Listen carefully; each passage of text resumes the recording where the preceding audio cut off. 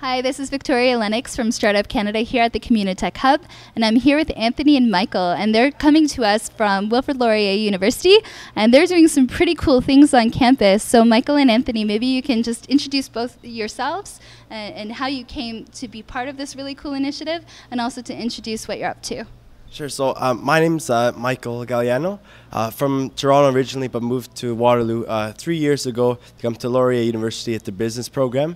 And I met Anthony back in high school in Toronto. We went to high school together. We came here, and we both had a great vision together to start something amazing on campus at Laurier and in the city of Waterloo to focus on entrepreneurship and to help mainly young entrepreneurs and students create new businesses and foster a culture of collaboration. So we created the Laurier Innovation and Technology Club, which is about 1.5 years old right now, and we're coming back to lead it for our second year and second last year this coming year, so we're very excited for that. And so student clubs are really important resources for inspiring other students. Peer-led enterprise promotion is just absolutely critical. Can you tell us a bit about your programs? Sure. So we offer, at LITC, we offer two kind of programs. One, the Student Entrepreneurship Program, which we aim to kind of get students started if they wish to pursue an idea. So we provide a network of already established entrepreneurs to lay out the road for them in order to start their venture. We also offer a Work for a Startup program, where if students want to be a part of the startup world but aren't ready yet to take that first step into starting their own venture, we profile many different startups in which students can then take a volunteer position or co-op position working for a startup. How many members do you have as part of the organization now? So in our first year, we had we put on 5 or 6 pretty big events. We had Google on campus. We actually held the Entrepreneurs Exchange at Communitech, right where we are now. So we had between 100 and 500 people throughout our the total for our different events. So we've had great interest in our first year. And I think Laurier was really waiting for something like this to come around. So now we're really uncovering all those students at the university who may not have known they wanted to go into entrepreneurship, but because there's an organization like this around now, we're kind of showing them that that interest is, a perfectly acceptable thing and to go for it.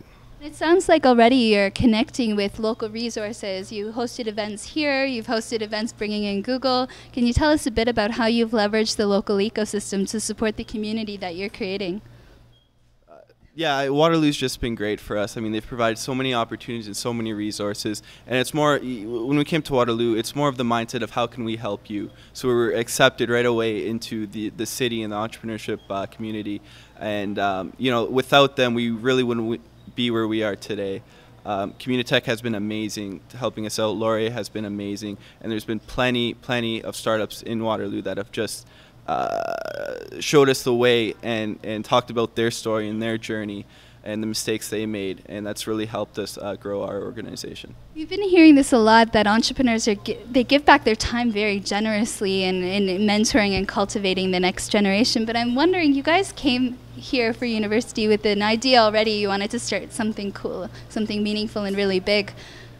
Where did this come from? How are you entrepreneurial so young? Are your parents entrepreneurs? Tell us a bit about each of you. So yeah. Sure. So I was really inspired first from my grandfather, who started a printing company in his basement about 60 years ago. So he's one of the most amazing entrepreneurs I know.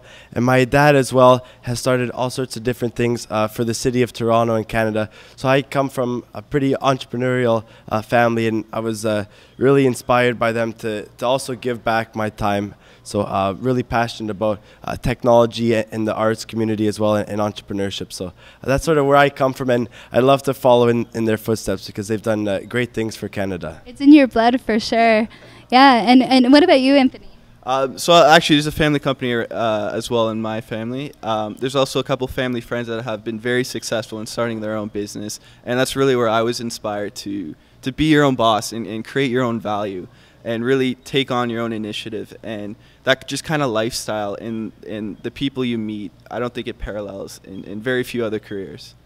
I would have to agree with that for sure. And what Startup Canada is doing over the next 6 months is we're talking to a lot of entrepreneurs. We're talking to young people and experienced people about what we need to do here in Canada to support a more entrepreneurial culture, to get more kids interested in entrepreneurship, to help Canadian entrepreneurs think bigger, thinking beyond the exit and acquisition.